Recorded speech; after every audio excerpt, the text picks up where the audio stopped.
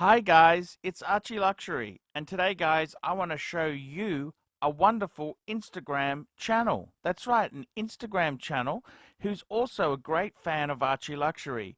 Father.time.luxury.watches. Father.time.luxury.watches. This guy here combines photography with beautiful watches. Have a look here. Look at this. Very, very nice display of watches, and just in a great look at this. His food with watches, his coffee with watches, just great, great photos, great watches, and a great lifestyle. Look at this beautiful cigar. And you can click on any of these pictures here inside Instagram and see the lifestyle. Look at this. What a wonderful way to enjoy a cigar. So there you go, guys. Check out father.time.luxury.watches. Father Time Luxury Watches. Check it out, guys. You will love it. Hey, guys, it's your PONTIFF, ArchieLuxury. On the ArchieLuxury channel, getting back in the swing of things. That's right, guys. Burglaries. It's happened. I gotta move on, guys. I gotta move on! Okay, guys, today's video is talking about the new Rolex pre-owned reseller program. So what happened is Rolex announced they were bringing out a reseller program. They were bringing out second-hand watches through some of their dealers. Boucherat in Europe was the first one to roll this one out. Such a respected name, highly regarded store, very, very, very posh indeed. They're going to be selling pre-owned certified Rolex watches. What does this mean? What does it mean? It's lean, it's mean. What does it mean? Well, basically, your local Rolex AD, Rolex authorized dealer is going to have a pre-owned program. It's like when you go to Mercedes-Benz, they have pre-owned second hand. Pre-owned, baby. Pre-owned is the way to go. Second hand, because you know what? I gotta tell you, Rolex is concerned because they're missing out on moolah. They're missing out on moolah. They're missing out on profit. Now, I gotta tell you, what do I think? Is this gonna be bad for the industry? Is it gonna be good? What do I think? Well, I think Rolex has really misjudged this call. And I say that because these dealers who want to sell pre-owned watches, oh my God, this is going to be a disaster. For starters, then Rolex ADs are going to have to explain, why are the second-hand ones so much more than your new ones? And that's because there's no new ones available. It really, the integrity, it makes the AD look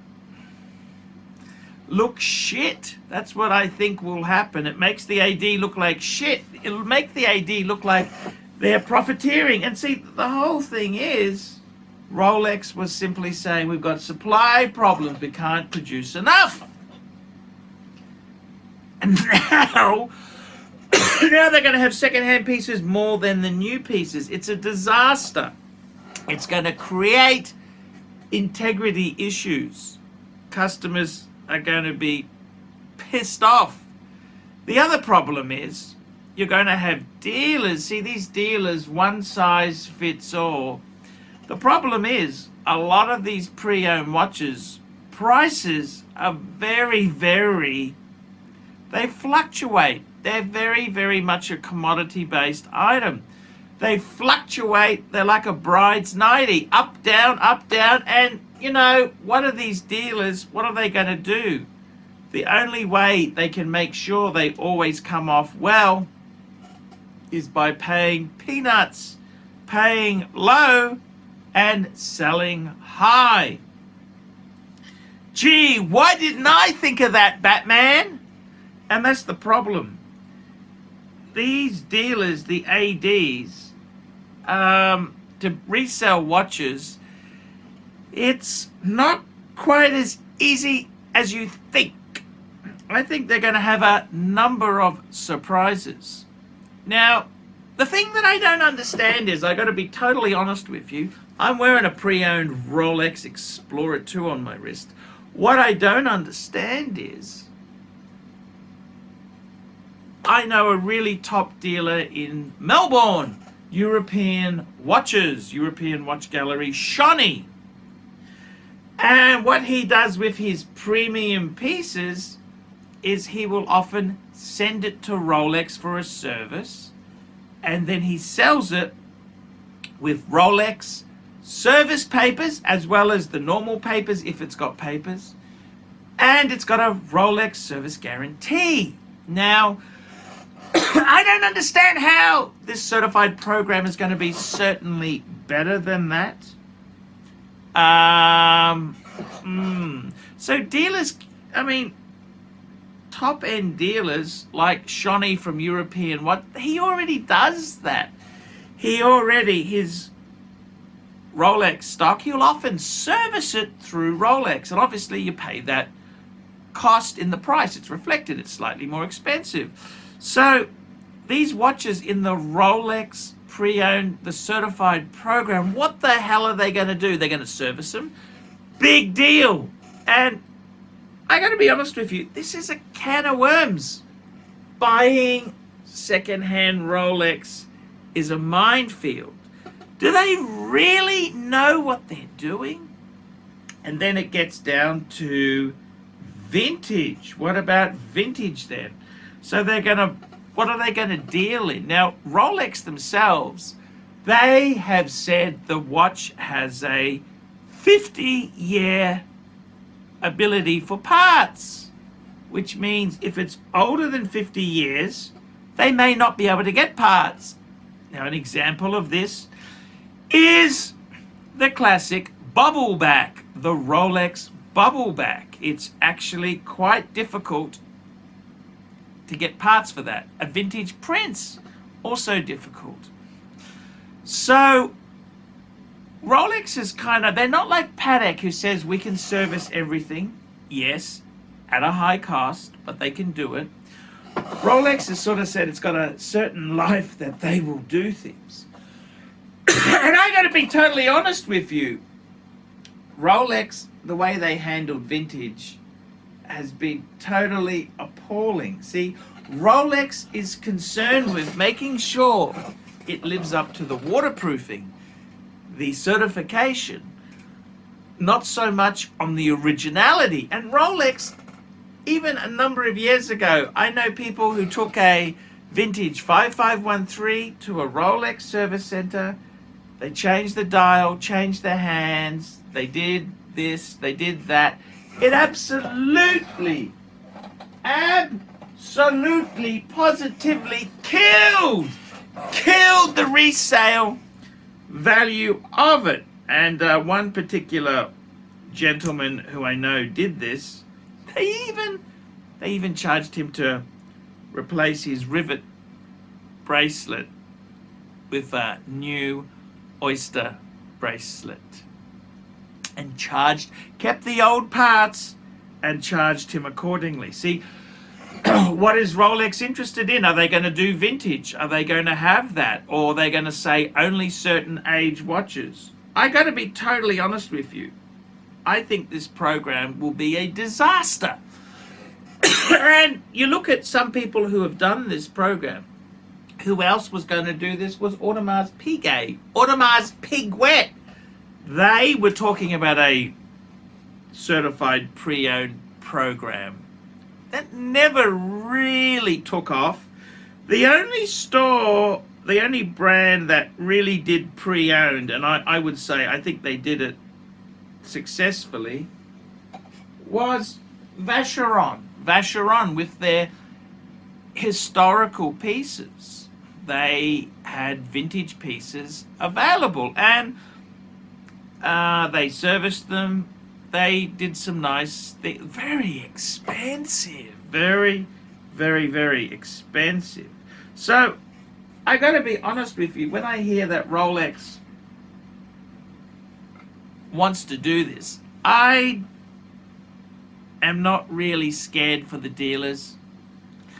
I think they're going into an area they know very, very little about. It's a disaster. The wristwatch market, there are real crooked individuals out there who will bring things in, and this is really, I think, in my opinion, asking for trouble. Not only have they destroyed the credibility of their ADs, their AD has to explain to the customer why are the at least 3-year-old pieces more expensive than brand new pieces. It's a marketing disaster. It just reeks of kickbacks and corruption. I think it's a lousy idea. I mean, in my opinion, they should have just stuck to the status quo, selling new pieces, leave the secondary market alone. Now, the reality is you need a healthy secondary market for the first market to do really well. Instead, Rolex wants to come in. Rolex are very much like Ferrari. Ferrari gets angry that classic Ferraris are worth a lot of money and trade on the market. They get angry and they say, oh, why aren't we making money out of that? And they get very greedy. And I think the same thing can be said for Rolex.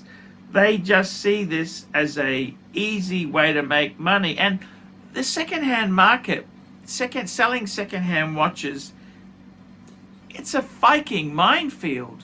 Not only do you have to be aware of people who've swapped bits, unscrupulous individuals who've done things, but it is just on a sales viewpoint, you lose your credibility because the second-hand pieces are way more expensive than the new piece. It's just, I don't know why you'd want to do that. I mean, Rolex needs to understand you need a healthy second-hand market. Leave it alone. Leave it alone. Why enter this? The dealers are doing really well. They're selling everything before it's even arrived. Instead, they want to go and sell second-hand watches. And the problem, let me tell you, there's some of the problems. You've got to be quick. Like, what do you got to have? One price fits all. You take off so much. How do you price guide these? What are you going to do? Use Chrono 24? Rolex dealers are going to use Chrono 24. I mean, the prices on these things can change by the week. Yet, Rolex, what are they going to do? They're going to tell you it's worth this much. I mean, you're going to have to train all these staff, who I might add, a lot of these staff in the ADs, they're good at selling new watches. They're not really highly paid or that highly skilled at second-hand watches. It's going to be an absolute shit fight. And then you've got such a mess. What are they going to do? Are they going to only say, well, I'll only buy back Rolexes that this AD sold? What the hell are they going to do? It's a mess. It's an absolute mess. And they're going to pay, unless they're paying more than the pre-owned market will pay, why would anyone trade in with them? And the incentive might be, well, if you trade in with me, I will then sell you the other new watch. Maybe that's the modus operandi, but the reality is, I mean, these smaller dealers, they're dynamic businesses. They can afford to operate on low margins. They can afford to cut corners that somebody in a big bricks and mortar can't cut. Smaller dealers make much lower margins because they're nimble and quick, Whereas the big dealers with big overheads, they can't quite make that money because they're slow. You've got to be very quick to act on in this market. And I got to tell you, I think Rolex is just being greedy. I just can't work this out. Personally, top dealers with their inventory, they'll send the good pieces to Rolex for a service. What difference does a certified Rolex have to a watch that's come back and is available through a top dealer? Case in point, European Watch Gallery in Melbourne. Shawnee, my good friend Shawnee, he, I really can't see anyone more top than Shawnee, but they're going to sell. It just absolutely defies belief. Defies belief. The stupidity here is beyond. I don't know where they get this from. They're going to have this program, and I really don't know. I really don't know how they're going to cut the mustard. I can see this being one size fits all. I mean, what you pay for a Datejust compared to a Daytona is two different things. Hot models and dog shit models. See, I don't quite know how they're going to handle the dog shit models. How do you, somebody who has a day date, for example, that's not as hot as a steel Daytona. How are they going to price? How are they going to pay the price? And to be honest with you, I think they're going to basically pay nothing, pay low, sell very high, and that's their model. Jesus, why didn't I think of that? Guys, tell me what you think. The Rolex reseller program. I'm ArchieLuxury, back in the saddle. Tell me what you guys think. I think it'll be a fucking disaster. Hi guys, it's ArchieLuxury. Guys, I want to talk to you about DavidSW. DavidSW. Guys, if you are in America, if you are looking for a Rolex watch of your dreams, in fact, if you're looking for a contemporary modern wristwatch, I strongly advise you to look at DavidSW. Guys, don't play the dealer games. Don't bring in chocolates or Krispy Kremes for your dealer hoping to get a Rolex at retail. It's futile. Please, guys, save your dignity. Keep some pride. Go to DavidSW. I would highly recommend DavidSW. If you're in America and you're looking for a watch, go to DavidSW. DavidSW. Hey guys, ArchieLuxury on the YouTube sensation, the Paul Pluta channel. Guys, I need you to help me out, guys. I can't survive on Google Ads alone. I need you to request a paid review. $50 US. Look down in the description. $50 US. I will review your collection. I'll tell you what I think of it, and I'll give you some pointers. The other thing is, guys, you can sponsor me on Patreon. Patreon allows you to pay a couple bucks a month, $1, $2, $5, whatever you want, and it keeps me going on YouTube. Because, guys, I'm in a niche. Nobody can make money out of the views I get. The views are crap because it's a small, specialized area, and I don't talk about garbage for the sake of views. Guys, sponsor me on Patreon. Look down below, and I will see you in the next one.